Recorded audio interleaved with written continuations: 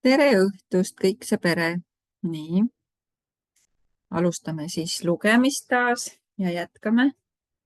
Täna siis ikka südame teemal. Meil oli ju süda, veri, verering ja armastuse rütm, 14. peatükk ja see läheb nüüd edasi. Nii, täna alustame siis südameatakk. Läänemaailmas on südameatakk mõrtsukas number 1 alates 1900. aastast. Selle arv on iga 20 aastaga kahekordistunud. Seda põhjustab ummistus pärgarteris, mis varustab südant verega, samuti tromboos või ootamatu spasm, kui südamelihases pole verd. Selle võivad esile kutsuda ülemäärane treening, stress või emotsionaalne trauma, samuti pikka aega kogunenud ladestused, mille tõttu arterid ei suuda viimaks enam normaalselt funktsioneerida. Võimalik on mitme põhjuse kombinatsioon. Näiteks saab paadunud suitsetaja, kes joob 3–4 tassi kohvi päevas ja sööb rasvarikast toitu ning on füüsiliselt väheaktiivne, emotsionaalse trauma, mille põhjustab tema partneri surm. Olulist rolli mängib selle haiguse puhul psüühika, eriti juhul, kui tegeleme enamasti vaimutööga ja süda pole nii aktiivne. Pea ja süda peavad olema tasakaalus, et me ei jääks kinni oma olemuse intellektuaalsesse, ratsionaalsesse ja mentaalsesse ossa, kaotades ühenduse sügavamate tunnetega. Kui aju suure aktiivsusega kaasneb stressi suurenemine või pinge, siis energeetiline ühendus südamega katkeb. Kas sa teadvustad endale, et süda on sinu eluliselt tähtis keskus või pead südant lihtsalt mingiks tuksuvaks mehhanismiks? Kas kipud pidama oma tundeid vähetähtsaks? Armastus on südame loomulik väljendus, kuid enamuse oma elust elame me seda tõeliselt väljendust eitades. Südameatakk viitab sellele, et südant ründavad kogunenud ja väljendamata jäänud haavumised, kaotused lein ja vastuseis armastusele. Süda püüab meeleheitlikult saavutada meie tähelepanu, lõhkuda piiranguid. Kas su süda on puuri pandud nii, et ta ei tunne enam midagi? Kas sa hoiad kinni mineviku valust ja haiget saamisest, keeldudes andestamast? Kui sa ei ela südamega, siis ei ole elul tähendust. See tekitab kurbust ja depressiooni. Tunnet, et sa ei kuulu kuskile. Kas pead elu rohkem südamega võtma? Kas oled südame kaotanud või tahad lihtsalt loobuda? Normaalselt on veri pidevas ringluses. Verel on oma rütm. Kas sul on ühendus elu loomuliku rütmiga, mis tuikab sinu sees? Või on su elu hästi korraldatud ja kogu ruum on täidetud ette planeeritud tegevusega? Kui veresooned tõmbuvad kokku ja tekib spasm, mõjutab häiritud vereringe südant. Kas oled täielikult tööle keskendunud nii, et elu emotsionaalne pool on ahenenud? Kas surud maha oma emotsioonid, et need võtaksid elus vähem ruumi? Paljude inimeste jaoks on südameatakk pöördepunktiks, mis muudab nende suhtumist ja samal ajal päästab nende elu. Me peame tingimata oma elustiili, käitumise, suhted ja ennekõike oma eelistused üle vaatama. See on suurepärane võimalus uurida oma olemuse kõiki tahke, mis on pikka aega olnud luku taga. Taasavastada meile sünniõigusega antud ilu ja armastus. Südamerütm. Kuna süda on meie kõige sügavamate tunnete keskus, siis on tema rütm nende tunnetega vastavuses ning tugevdab stressi, ehmatuse, hirmu, õuduse, kire, üleva meeleolu ja rõõmu korral. Kui lõdvestume, taastub tavaliselt normaalne rütm. Kui süda peksab ja normaalne rütm ei taastu kergesti, viitab see vajadusele saavutada suurem emotsionaalne tasakaal ja sisemiselt lõõgastuda. Kas tunned, et sinu elu on rütmist väljas? Kas sa ärritud kergesti ja tunned end emotsionaalselt ebakindlalt? Kuidas saaksid leida tasakaalu ja rahulikuma rütmi oma elus? Teadvusta endale, kuidas sa hingad. Sügav hingamine aitab pinget maandada. Sügava lõdvestuse seisundites on tavaline, et südame rütm aeglustub. Veri. Arterite, veenide ja kapillaaride keeruka võrgustiku kaudu jõuab veri keha igasse rakku. Veri koosneb plasmast, punastest ja valgetest verelibedest ja vereliistakutest ning kannab meie DNA-s geneetilises koodis leiduva füüsilise isikupära jälge. Üsas oleme emaga vereringe kaudu ühenduses. Sellest ühine veri ja geneetiline pärilikkus, samuti põlvkondade vaheline side. Verega seotud probleemid on seetõttu sageli ühenduses perekondlike konfliktidega. Nii nagu veri sisaldab füüsilise isikupära jälge, on selles tallel ka sügavad tunded, mis moodustavad meie emotsionaalse identiteedi ning veri kannab need tunded laiali kogu olemusse.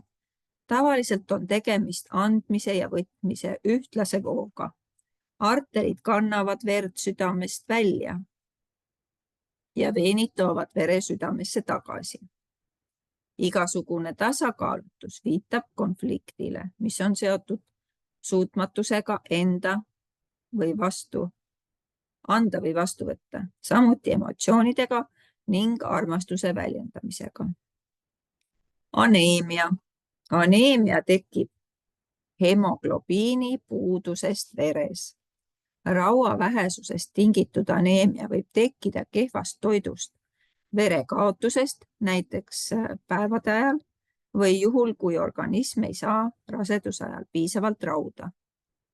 Pahaloomuline aneemia tekib vitamiini B12 puudumisest ja selle põhjuseks on ka puudulik toitumine või B12 imendumiseks vajaliku aine puudumine maos. Mõlemal juhul on oluline üle vaadata oma elustiil ja hoiak. Elustiilist tingitud harjumuste hulgas võib olla ka ebapiisav toitumine, kuna me ei tunne ära oma tegelikke vajadusi. Kas oled liiga palju töötanud, hoolimata endast? Kas arvad, et söömine pole oluline? Pead jooma vahepeal.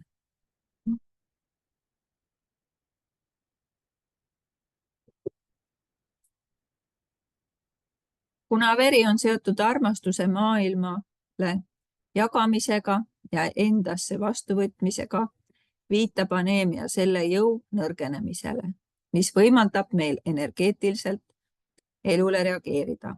Kas oled kaotanud soovi kaasa teha? Kas tunned, et sa pole armastust väärt? Kas sul on hirm avada enda armastuse jõule? Kas emotsionaalsed vajadused on sind enda alla matnud või ära kurnanud? Rauapuudus viitab jõu ja taastusvõime puudumisele. Kas oled kaotanud motivatsiooni ja eesmärgitaju? Mida oleks vaja, et sinu jõud taastada? Vererõhk. Veri vastab meie elu energiale, armastuse ja elujõu liikumisele meie olemuses. Vererõhk võib tõusta pingutusest, ehmatusest, konflikti tõttu või kirest. Kõrge vererõhu puhul on tavaliselt tegemist suurenenud surve ja stressiga, samuti viha ja teiste tuliste tunnetega. Kui vererõhk ei normaliseeru kergesti, on tegemist hüpertooniaga. See on südameatakkide ja ajurabanduste peamine põhjus. Inimesed, kellel on kõrge vererõhk, on sageli liiga aktiivsed. Nad tegelevad kõikvõimalike asjadega, just nagu selleks, et iseennast vältida. Aktiivsus on üks võimalus agressiivsete ja emotsionaalsete impulsside kõrvalejuhtimiseks. Kõrge vererõhk sümboliseerib tundeid, mida pole väljendatud ja isegi teadvustatud ning mis tekitavad sisemise surve. Kui tunded hakkavad üle ääre ajama, võivad tekkida füüsilised probleemid. Oluline on õppida märke lugema enne, kui tekivad kahjustused ning leida side sellega, mis pulbitseb pealispinna all. Need on tulised tunded. mis võivad meid oluliselt kahjustada, kui neid pikka aega eirata. Mis sind niimoodi keema ajab? Kas sa tekitad endas ise survet või tuleb see väljastpoolt? Kas püüad vältida midagi, mis sind vihastab ja ärritab? Kui kõrge vererõhk on tingitud paanikast või hirmust? On teil vaja mõista väliste sündmuste ebatõelisust ning saada taas ühendus oma sisemise tasakaaluga. Siin on olulised hingamise teadvustamine ja teadlik lõdvestus. Madal vererõhk viitab vastuseisule, sukelduda ellu täielikult ja ilma hirmuta. Tegemist on sisemise nõrkuse ja tagasitõmbumise sooviga. Me ei suuda seista enda eest, ilma et pea ringi käiks või miski rõhuks. See viitab, et reageerime survele jõuetuse või lootusetusega, suutmatusega eluga vastakuti seista, alistuva hoiakuga. Kas tunned, et ei suuda sulle esitatud nõudmistega toime tulla? Kas tunned end ülekoormatuna? Mida on vaja, et saada ühendus oma sisemise jõuvarudega? Madal vererõhk võib olla ka inimestel, kes mediteerivad palju, kuid siis on see tingitud meelerahu ja tüünuse sügavatest tasanditest, kui kogu sisemine pinge on kadunud. Elu ei ole koormaks, pigem puudub vastuseis täiesti. Tegemist on sulandumisega üks olusse kogu elavaga. Vereringe. Kehv vereringe, mille kõige rängemat vormi tuntakse Raynaud sündroomina, mõjutab tavaliselt eemale ulatuvaid kehaosi, jalgu, käsi, kõrvu, nina. Kahjustatud kehaosad muutuvad kahvatuks või punaseks ning tuimaks ja külmaks. Tekivad külmamuhud. Tursunud, punetavad, sügelevad ja kuumavad piirkonnad varvastel, sõrmedel ja rinnal. Puudulik vereringe tähendab, et veri ei jõua kaugematesse kehaosadesse, just nagu poleks verd piisavalt või tõmbuks veri tagasi. Kuna veri sümboliseerib tundeid, armastust ja elu ringkäiku, viitab puudulik vereringe selle jõu nõrgenemisele. Haigus on seotud võimetuse või tahtmatusega. Ulatuda teiste inimesteni ja olla lähedastes suhetes, hirmule kontaktide ees, selle ees, et keegi või miski võib sinust kinni haarata. See võib osutada sisemiste jõuvarude vähenemisele või soovile tõmbuda tagasi ja siduda end emotsionaalselt millegi muuga. Me tunneme hirmu saada haavata või olla esile tõstetud ja nii tõmbamegi teokombel väljaulatuvad kehaosad endasse. Kas tunned, et sul pole teistele midagi anda, pole armastust, mida jagada? Kas tunned, et need osad sinust, mis maailmaga kokku puutuvad, on ohustatud, arglikud, inetud või armastuseta? Kas tahad tagasi tõmbuda suhetest või olukorrast, millega sa pole enam emotsionaalselt seotud? Kas tajud oma suhtes tuimust ja külmust, mida on vaja, et tunda soojust ja emotsionaalset avardumist? Mis peab sinu jaoks muutuma, et su armastus ulatuks teisteni? Arterilubjastus on arterite kõvastumine ja ahenemine, mida esineb rohkem vanemaealiste hulgas. Arterite seintel ladestuvad rasvanaastud ehk aksendid, mis viivad veresoonte ahenemiseni. Pärgarterite ahenemine tähendab, et neist soontest voolab läbi vähem verd ning selle tagajärjel halveneb südame varustamine verega või tekib isegi südameatakk. Arterid ja veenid kannavad laiali elu alal hoidvat hapnikku ja vajalikke toitaineid, samuti vastavaid tundeid ja emotsioone. Veri kannab endas meie ainukordset isikupära, kuna veresoonestik moodustab meie ümber seinad, kuid need seinad võivad olla ka piirideks ja ahendajateks, millega me ise oma suhtlust oleme piiranud. Kas hoidud jagamisest ja vastuvõtmisest? Kas sa piirad oma emotsionaalseid suhteid või sidemeid? Kitsenenud või blokeeritud veresooned viitavad tasakaalutusele andmise ja võtmise vahel. Kas sinu maailmavaade on ahenenud? Kas sa ei suuda teiste seisukohti aktsepteerida? Kas see tuleb sellest, et püüad teha liiga palju ega tunnista oma vajadusi, ei märka, millal peaksid iseenda vastu heldem olema? Kas sa keeldud andmast endale armastust? Kas väidad, et saad ise hakkama ega vaja abi?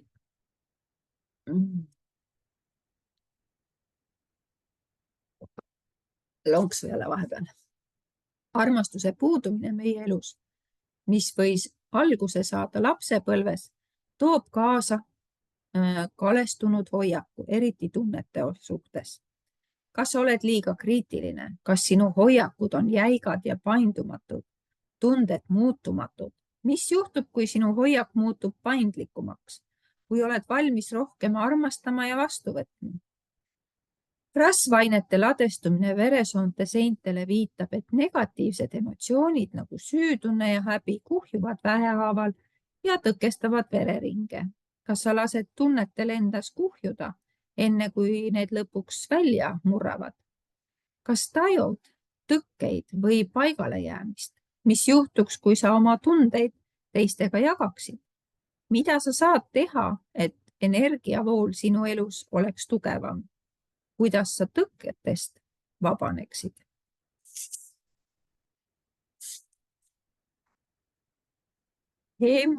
Hemorraabia.